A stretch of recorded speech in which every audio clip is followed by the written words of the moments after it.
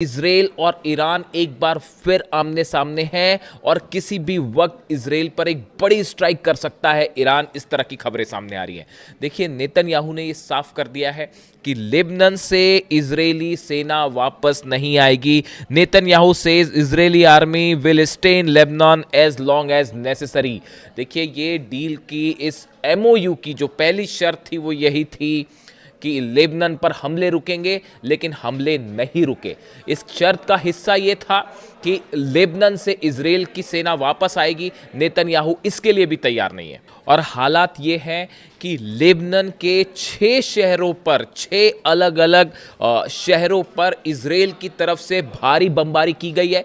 Helicopters ने बम बरसाए हैं। वहां पर ग्राउंड ऑपरेशन चल रहा है। इजराइल की सेना जबरदस्त गोलीबारी कर रही है।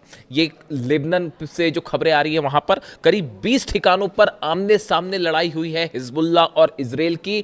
इसमें इजराइल को भी बड़े नुकसान की खबरें आ रही हैं। देखिए, कल जिस तरह से हमले हुए और 18 से ज्यादा लोगों की मौत हो गई चंद घंटों के अंदर, उसके बाद हिजबुल्लाह की तरफ से भी बड़ा पलटवार किया गया है और जो खबरें सामने हैं उसके मुताबिक 5 से ज्यादा जो आर्मी की गाड़ियां होती हैं इजराइल की, वो तबाह की गई है। कई टैंक्स, जो मरकावा टैंक्स है, उनको तबाह कर दिया गया है। कई इजरायली सैनिक घायल हुए हैं और मौत की भी खबरें आ रही हैं। यानी हिजबुल्लाह की तरफ से भी अब जबरदस्त पलटवार किया गया है। देखिए, ये जब एमओयू साइन हुआ उसके बाद तमाम कोशिश हुई कि किसी तरह से नेतन्याहू को रोका जाए, लेकिन नेतन्याहू नहीं माने। यही वजह थी कि ईरान ने जिनेवा जाने से मना कर दिया और ईरान के सुप्रीम लीडर समेत तमाम सेना के बड़े अधिकारियों की तरफ से ये बात सामने आ चुकी है कि अगर नेतन्याहू नहीं रुके तो फिर इसका नतीजा ये होगा कि ना सिर्फ ये एमओयू खत्म हो जाएगा, डील खत्म हो जाएगी, बल्कि एक बार फिर जंग शुरू हो जाएगी। और नेतन्याहू के जो बयान सामने आए हैं, नेतन्याहू ने देखिए कल 2 बयान दिए। एक बयान मैंने आपको बता दिया कि हम किसी भी सूरत में लेबनान से इजरायली सेना बाहर नहीं आएगी। दूसरी बात जो कि बताया जा रहा है, उन्होंने डोनाल्ड ट्रंप को भी ये बात कह दी है कि इजराइल जो है अपनी सुरक्षा के लिए जो कदम उठाना चाहता है वो उठाता रहेगा, यानी कि हमले जारी रहेंगे। ये बात नेतन्याहू ने साफ कह दी है। अब इसके बाद देखिए, माना यह जा रहा है कि अब डील की स्थिति तो जो है, डील तो बड़ी दूर की बात है। एमओयू की जब पहले दौर की ही बातचीत शुरू नहीं हो पाई तो पूरा क्वेश्चन मार्क लग गया है हर चीज़ पर। हॉर्मूज से जो अमेरिका के जहाज़ थोड़ा पीछे हटे थे, उन्हें रोक दिया गया है वहीं पे। यानी हॉर्मूज अभी फ़िलहाल धीरे धीरे खुलना शुरू हुआ था, लेकिन 24 घंटे के अंदर ही वहाँ पर जो है हालात फिर से एक दूसरे के आमने सामने वाले हो गए। इसी बीच डोनाल्ड ट्रंप का एक बयान आया। देखिए, इस तरह की खबरें चल रही थी कि जेडी वेंस जो है वो नेतन्याहू से नाराज़ है और उन्होंने काफ़ी कुछ कह दिया है कि हम आपको हथियार नहीं देंगे वगैरह वगैरह, इस तरह की बातें। लेकिन डोनाल्ड ट्रंप का बयान आया है। डोनाल्ड ट्रंप ने इस बात को फिर कहा है कि इजराइल हमारा साथी है, नेतन्याहू मेरे दोस्त है और हम इजराइल को हथियार देते रहेंगे।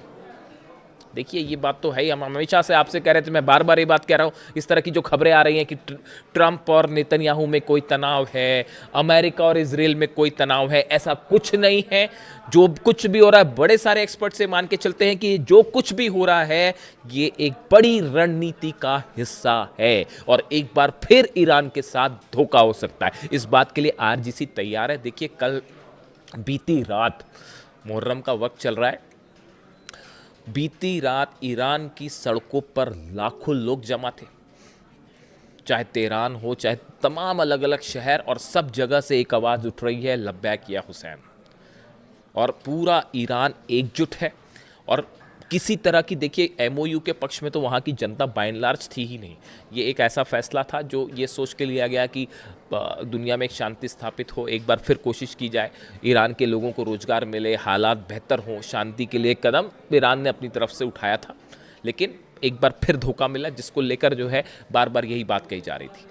अब इन हालात में न सिर्फ ईरान की आवाम बल्कि वहाँ की लीडरशिप एक बार फिर बेहद गुस्से में, और बताया जा रहा है कि मुस्तफा खामेनी एक बार फिर कोई बड़ा फैसला कर सकते हैं इस एमओयू को लेकर। और इस बार अगर एमओयू टूटता है या डील के मामले में मामला आगे नहीं बढ़ता है तो ये फिर से जंग की तरफ ले जाएगा। लेकिन इस बीच देखिए, मैं आज छोटा सा जिक्र करना चाह रहा हूँ एक ऐसे मुद्दे का जो बेहद गंभीर है, और बताया जा रहा है कि एक बड़ा कोवर्ट ऑपरेशन शुरू कर दिया है बेंजामिन नेतन्याहू ने, मोसाद ने, इजराइल ने। ऐसा कई एक्सपर्ट्स बता रहे हैं। ऑपरेशन ऑक्टोपस नाम दिया गया है इसको। देखिए, ये दूसरे दिन 2 दिन पहले एक खबर आई, एक हमला होता है ईरान में। देखिए, ईरान के एक top nuclear scientist doctor Mehrdad की गोलियों से हत्या कर दी गई, उन्हें गोलियां मार दी गई और उनकी मौत हो जाती है। ये ठीक 2 दिन पहले की घटना है। मैं इस पे नज़र बनाए रखा था कि इससे क्या जुड़े अपडेट आते हैं, और अब ये बताया जा रहा है कि ये मोसाद से जुड़ा ऑपरेशन हो सकता है। देखिए, ये माना जा रहा है कि ये एमओयू साइन होने के बाद एक बड़ा प्लान तैयार किया गया है, जिसमें ईरान के कई टॉप लीडर्स को, कई टॉप साइंटिस्ट को, और इसके साथ ही आईआरजीसी के बड़े अधिकारी, वो सब के सब मोसाद के निशाने पे हैं और किसी पर कभी भी हमला हो सकता है, ताकि ये डील, ये एमओयू मामला आगे ना बढ़ पाए। और ये जो ईरान के टॉप साइंटिस्ट हैं डॉक्टर मेहरदाद, इनका बहुत बड़ा रोल रहा था ईरान के न्यूक्लियर प्रोग्राम में, उनकी हत्या हो जाती है। इसके साथ ही एक बड़ी स्थिति यह है कि यूक्रेन में भी कई न्यूक्लियर साइंटिस्ट को निशाना बनाया जा रहा है। जो नई रिपोर्ट आई है उसके मुताबिक यूक्रेन के हमलों में एनरगोडार इलाका है, वहां पर जो ड्रोन स्ट्राइक्स हुई, मिसाइल स्ट्राइक्स हुई, उसमें रूस के 2 बड़े न्यूक्लियर साइंटिस्ट को निशाना बनाया गया। ये बड़ी हैरान करने वाली बात है कि जिस तरह से यूक्रेन भी हमले कर रहा है और रूस के साइंटिस्ट को निशाना बनाया जा रहा है, उसी तर्ज पर ईरान को भी न्यूक्लियर साइंटिस्ट को जो है वो निशाने पर लिया जा रहा है। ये क्या कोई बड़ा कोवर्ट ऑपरेशन शुरू हो चुका है? देखिए, रूस के ठिकानों पर हमले किए यूक्रेन ने, फिर एनर्जी ठिकानों पर हमले हुए, फिर परमाणु प्लांट्स पर हमले हुए, और उसके बाद अब साइंटिस्ट पर हमले हो रहे हैं। आप ध्यान से देखें, ईरान में भी बिल्कुल ऐसे ही हुआ। पहले ईरान के अलग अलग ठिकानों पर हमले होते हैं, एनर्जी सेंटर्स पे हमले हुए, उसके बाद ईरान के परमाणु प्लांट्स जो हैं, न्यूक्लियर प्लांट्स हैं, उस पर हमले हुए, और अब साइंटिस्ट पर भी हमले हुए। ये एक जैसी सिमिलैरिटी ये बता रही है कि एक बड़ा ऑपरेशन है जो शायद सीआईए और मोसाद के कोऑर्डिनेशन से चल रहा है, ऐसा कई एक्सपर्ट बताते हैं, ऐसे ईरान के आरोप हैं। सबसे अहम खबर ये भी है, ईरान ने एक बार फिर हॉर्मूज बंद कर दिया है। देखिए, बिल्कुल ठीक सुना आपने, ईरान ने एक बार फिर हॉर्मूज बंद कर दिया है, और हॉर्मूज में जबरदस्त तनाव देखने को मिल रहा है। जिस तरह से इजराइल ने हमले किए लेबनान पे, बताया जा रहा है कि पिछले 24 घंटे के अंदर 50 से ज्यादा लोगों की मौत हो गई है। पूरे लेबनान में, खास तौर पर दक्षिणी लेबनान में जो हमले हो रहे हैं, ग्राउंड ऑपरेशन हो रहा है।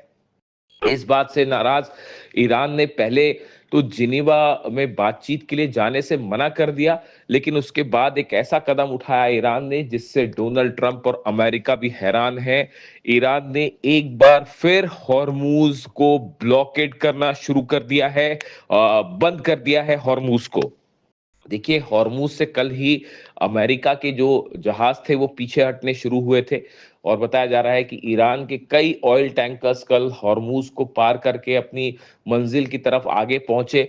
लेकिन जिस तरह से लेबनान पर हमले हुए, उस बात को लेकर ईरान खासा नाराज है, ईरान के जनरल नाराज हैं, और उन्होंने हॉर्मूज में एक बार फिर अपनी ब्लॉकेट कर दिया, उसे बंद कर दिया, और वहां पर जो है अपनी छोटी बोट्स जो हैं उसकी तैनाती बढ़ा दी है, अपने जंगी जहाजों की तैनाती बढ़ा दी है। यानी हॉर्मूज अभी खुले चंद घंटे ही बीते थे कि एक बार फिर हॉर्मूज बंद हो गया है, और आमने सामने स्थिति देखी जा रही है अमेरिका और ईरान की हॉर्मूज में। डोनाल्ड ट्रंप की तरफ से ये कहा गया है कि नेतन्याहू को लेबनान पर हमले रोकने चाहिए, लेकिन ईरान का कहना है कि सिर्फ ऐसे बयानों से काम नहीं चलेगा, और पूरी तरह से लेबनान में युद्ध रोकना अमेरिका की जिम्मेदारी है, हमले रोकना अमेरिका की जिम्मेदारी है। अगर अमेरिका ने हमले नहीं रुकवाए लेबनान पे, तो बातचीत आगे नहीं चलेगी और ना ही हॉर्मूज खुलेगा। इस मुद्दे को लेकर, हॉर्मूज को लेकर अब एक बार फिर तनाव बढ़ता दिखाई दे रहा है, और बताया जा रहा है कि अगले 24 घंटे में ये तय हो पाएगा कि इजराइल और लेबनान, खास तौर पर हिजबुल्लाह के बीच जो हमले हैं, क्या वो जारी रहते हैं या वो किसी सीज फायर की तरफ आगे बढ़ते हैं। देखिए, नेतन्याहू पहले ही साफ कर चुके हैं कि हिजबुल्लाह पर हमला नहीं रोका जाएगा, इजराइल की सुरक्षा सुनिश्चित की जाएगी। लेबनान में जो जमीन पर इजराइल ने कब्जा किया है, नेतन्याहू उसे भी खाली करने के लिए राजी नहीं है, पीछे आने के लिए राजी नहीं है। ऐसे में ईरान और अमेरिका की बातचीत कितने दिन चल पाएगी, इसको लेकर अब बड़ा सवाल खड़ा हो गया है।